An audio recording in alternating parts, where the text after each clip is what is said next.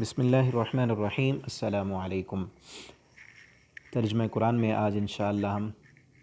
سورۃ المائدہ آیت نمبر 6 سے پڑھیں گے۔ سورۃ المائدہ کا یہ دوسرا رکوع ہے، اور اس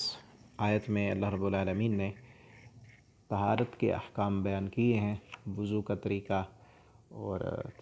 طہارت کس طرح کرنی ہے اس کا طریقہ بتایا گیا ہے۔ اعوذ باللہ من الشیطان الرجیم۔ یا ایہا الذین آمنوا، اے وہ لوگو جو ایمان لائے ہو، اذا جب تم کھڑے ہو، الی الصلاۃ نماز کی طرف، فاغسلوا تو دھو لو۔ جب تم نماز کے لیے جاؤ، ارادہ کرو نماز پڑھنے کا، تو پھر کیا کرو؟ فاغسلوا وجوہکم، تو دھو لو اپنے چہروں کو، یعنی اپنے منہ دھو لو۔ اس سے مراد ایک مرتبہ یا دو مرتبہ اپنی دونوں ہتھیلیاں دھونے اور کلی کرنے، ناک میں پانی ڈالنے اور ناک کو جھاڑنے کے بعد جو طریقہ احادیث میں نبی کریم صلی اللہ علیہ وسلم نے بتلایا ہے، اسی طرح وضو کرنا ہے۔ یہ نہیں کہ یہاں پر صرف حکم دیا گیا ہے اور کچھ چیزیں وضو کے کا مکمل طریقہ نہیں بتایا گیا، کچھ چیزیں بتائی گئی ہیں، باقی تفصیل حدیث میں ہے۔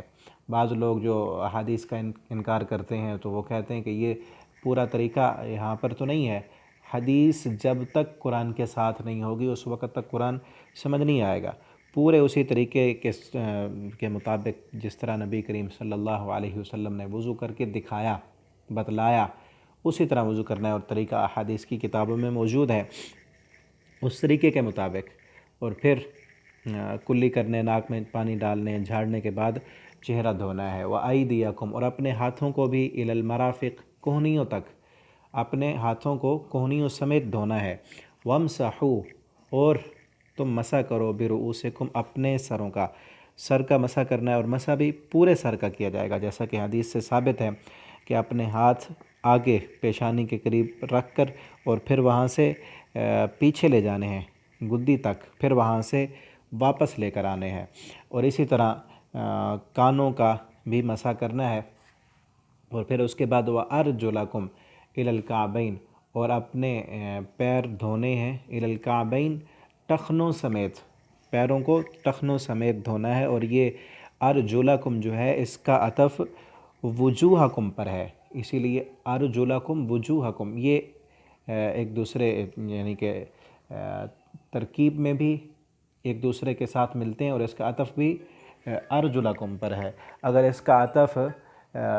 بِرُؤُوسِكُمْ پر ہوتا تو پھر وَأَرْجُلِكُمْ آتا، أَرْجُلِكُمْ نہیں ہے، أَرْجُلَكُمْ ہے، جیسے أَيْدِيَكُمْ ہے ویسے أَرْجُلَكُمْ ہے۔ تو اپنے پیر دھونے ہیں، نہ کہ پیروں کا مسح کرنا ہے۔ اگر حدیث میں جیسا کہ بتایا گیا ہے کہ اگر موزے پہنے ہوئے ہیں یا جرابیں پہنی ہوئی ہیں اور وہ وضو کر کے پہنی ہیں تو پھر تو ان پر مسح کیا جا سکتا ہے، ورنہ پیر دھونے ہیں، اور ٹخنوں سمیت دھونے ہیں۔ نبی کریم صلی اللہ علیہ وسلم نے ایک صحابی کو دیکھا کہ اس کی پیروں میں ایڑی والی جگہ پر تھوڑی سی ناخن کے برابر جگہ جو ہے وہ خشک تھی، تو آپ صلی اللہ علیہ وسلم نے فرمایا وَيْلٌ لِلْأَعْقَابِ مِنَ النَّارِ، ایڑی والوں کے لیے جہنم کی آگ ہے، ہلاکت ہے، کیونکہ اس نے وضو ٹھیک نہیں کیا تھا۔ تو اچھی طرح مسل کر جو ہے وضو کے اعضاء دھونے چاہیے، مکمل ان کو گیلا کرنا چاہیے۔ وَإِن كُنتُمْ جُنُبًا، اور اگر ہو تم جنبی، حالت جنابت میں، اور یہ ایسی حالت ہے، جنابت سے مراد ناپاکی کی حالت جو احتلام یا ہم بستری کرنے کی وجہ سے لاحق ہو جاتی ہے، تو وہ، اور اسی طرح حیض اور نفاس بھی اسی میں داخل ہیں کہ جب حیض اور نفاس کا خون بند ہو جائے تو پھر پاکیزگی حاصل کرنے کے لیے طہارت یعنی غسل کرنا ضروری ہے۔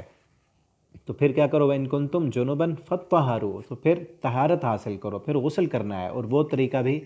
نبی کریم صلی اللہ علیہ وسلم نے بتلا دیا ہے کہ غسل کس طرح کرنا ہے۔ حدیث کی کتابوں میں وہ طریقہ موجود ہے، اسی طریقے کے مطابق غسل کرنا چاہیے۔ وَإِن كُنتُمْ مَرْضَىٰ، اور اگر ہو تم مریض کہ تم بیمار ہو اور غسل نہیں کر سکتے، حالت جنابت آ گئی ہے اور بندہ بیمار ہے، بہت شدید بخار ہے یا کوئی چوٹ لگی ہے، زخم ہے، اب یہ غسل کرے گا تو ظاہر بات ہے بیماری بڑھ جائے گی، تو اس وقت کیا کرنا ہے؟ او علی سفر، یا تم سفر پر ہو کہ سفر پر گئے ہوئے اور پھر وہاں پر پانی نہیں ہے، اور جو ہے غسل بھی فرض ہو گیا ہے۔ او جاء احد منکم من الغائط، یا آیا ہے تم میں سے کوئی ایک من الغائط، بیت الخلاء سے ہو کر آیا ہے کہ اس نے اب وضو کرنا ہے۔ او لمستم النساء، یا چھو لیا تم نے عورتوں کو، یعنی عورتوں کو چھونے سے مراد اپنی بیوی کے ساتھ ہم بستری کی۔ فلم تجدوا ماء، پس نہ تم پاؤ پانی، ایسی صورتوں میں کہ جب غسل بھی کرنا ہے، حالت جنابت ہو گئی ہے، یا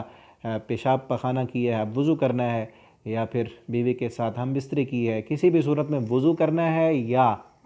غسل کرنا ہے لیکن پانی نہیں ہے، بندہ مسافر ہے کہیں گیا ہو، یا گھر میں بھی رہتے ہوئے کبھی ایسے ہو سکتا ہے کہ کافی دیر سے لائٹ نہیں ہے اور پانی ختم ہو گیا ہے، تو پھر پانی پہلے تلاش کریں، ڈھونڈیں ادھر ادھر سے، کہیں مل جائے تو ٹھیک ہے، نہیں مل رہا پانی تو پھر کیا کریں؟ فَتَيَمَّمُوا، پس تم تیمم کر لو، سعیداً، مٹی کے ساتھ، طیباً، جو پاکیزہ ہے، پاکیزہ مٹی کے ساتھ تیمم کرنا ہے۔ وہ کیسے کرنا ہے؟ وَامْسَحُوا، پس مسح کرو، تم اس مٹی کے ساتھ مسح کرو،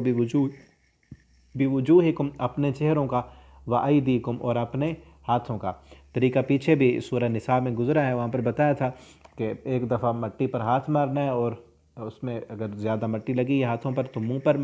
اس پر پھونک مار لیں، اور پھر اسے منہ پر مار لیں، اور پھر بایاں ہاتھ دائیں ہاتھ کی پشت پر اور دائیں ہاتھ بائیں ہاتھ کی پشت پر مار لیں، تو اس سے وضو بھی ہو جائے گا اور تیمم بھی، یعنی غسل بھی ہو جائے گا۔ غسل کرنا ہے تو یہی تیمم کافی ہے، اور وضو کرنا ہے تو پھر دونوں کے لیے تیمم کفایت کر جائے گا۔ من ہو، اس سے، اس مٹی سے اپنے چہروں اور اپنے ہاتھوں کا مسح کر لو۔ ما یرید اللہ، نہیں چاہتا اللہ تعالیٰ، لیجعل، یہ کہ وہ بنائے، علیکم، تم پر، من حرج، کوئی تنگی، اللہ تعالیٰ تم پر کوئی مشکل نہیں ڈالنا چاہتے، تم پر اللہ تعالیٰ آسانیاں کرنا چاہتے ہیں۔ اور یہ اس آیت کا جو شان نزول ہے نا، بخاری شریف میں ایک واقعہ بیان کیا جاتا ہے کہ ایک نبی کریم صلی اللہ علیہ وسلم ایک سفر پر تھے، اور مقام بیدہ، وہاں پر آپ صلی اللہ علیہ وسلم نے جا کر پڑاؤ کیا، آپ کے ساتھ اور لوگ بھی تھے، قافلہ تھا پورا، تو وہاں پر امی جان حضرت عائشہ صدیقہ رضی اللہ تعالیٰ عنہ کا ہار گم ہو گیا۔ وہاں سے جانے لگے تو انہیں پتہ چلا کہ ہار گم ہو گیا، تو پھر رکنا پڑ گیا ہار ڈھونڈنے کے لیے، اور نماز کا وقت بھی ہو گیا، اور نماز کے لیے لوگوں کے پاس پانی نہیں تھا، اور تلاش ہوئی تو پانی دستیاب بھی نہ ہوا، ادھر ادھر ڈھونڈا گیا، کہیں پر پانی نہ ملا۔ تو اس موقع پر اللہ رب العالمین نے یہ آیت اتاری، حضرت ابوبکر صدیق آئے، نبی کریم صلی اللہ علیہ وسلم خیمے میں امی جان کے پاس بیٹھے تھے، تو اپنی بیٹی کو، حضرت عائشہ صدیقہ کو، وہ غصے ہونے لگے کہ آپ بیٹھی ہیں تو نبی کریم صلی اللہ علیہ وسلم بھی آپ کے پاس بیٹھے ہوئے ہیں، اور ہم نماز کا ٹائم جو ہے وہ جانے لگا ہے، دیر ہو رہی ہے، اور یہاں پانی نہیں ہے، کہیں اور جائیں گے پانی تلاش کریں گے تو نماز پڑھیں گے۔ تو اتنے میں اللہ رب العالمین نے آیت نازل کر دی، تو ابوبکر صدیق اپنی بیٹی پر خوش ہو گئے کہ آپ پر میں غصے ہو رہا تھا کہ آپ دیر کرا رہی ہیں، لیکن اب آپ کی وجہ سے اللہ رب العالمین نے ساری کائنات کے لیے، قیامت تک آنے والے لوگوں کے لیے مسئلے کا حل دے دیا کہ جب پانی نہ ہو تو پھر تیمم کر لینا ہے، ٹھیک ہے نا۔ وَلِيُتِمَّ، اللہ تعالیٰ تم پر تنگی نہیں کرنا چاہتے، وَلَكِنْ يُرِيدُ، اور لیکن اللہ تعالیٰ چاہتے ہیں، لِيُطَهِّرَكُمْ، تمہیں پاک کر دیں، اللہ تعالیٰ تمہیں پاک کرنا چاہتے ہیں۔ اور دوسری جگہ پر اللہ فرماتے ہیں، إِنَّ اللَّهَ يُحِبُّ التَّوَّابِينَ وَيُحِبُّ الْمُتَطَهِّرِينَ، کہ اللہ تعالیٰ محبت کرتے ہیں توبہ کرنے والوں سے، اور اللہ تعالیٰ محبت کرتے ہیں پاکیزگی حاصل کرنے والوں سے۔ وَلِيُتِمَّ نِعْمَتَهُ عَلَيْكُمْ، اور تاکہ وہ پوری کر دے اپنی نعمت کو تم پر، لَعَلَّكُمْ تَشْكُرُونَ، تاکہ تم شکر کرو۔ یہ اسلام کی جو نعمت ہے یہ اللہ تعالیٰ نے تم پر پوری کر دی ہے، اور تم اس اسلام کی نعمت پر شکر ادا کرو۔ اسی لیے دعا بھی ہے نا وضو کے بعد، اشہد ان لا الہ الا اللہ، وہی کلمہ شہادت کہ جو مسلمان ہوتے وقت پڑھتے ہیں، وہی کلمہ شہادت پاکیزگی حاصل کرنے کے بعد بھی، وضو کرنے کے بعد بھی وہ پڑھنا ہے، اشہد ان لا الہ الا اللہ واشہد ان محمدًا عبدہ ورسولہ۔ بعض روایات میں اگلی دعا بھی ہے، اللہم اجعلنی من التوابین واجعلنی من المتطہرین، اللہ تعالیٰ طہارت کرنے والوں سے محبت کرتے ہیں، تو اللہ تو مجھے توبہ کرنے والوں اور پاکیزگی حاصل کرنے والوں میں شامل کر دے۔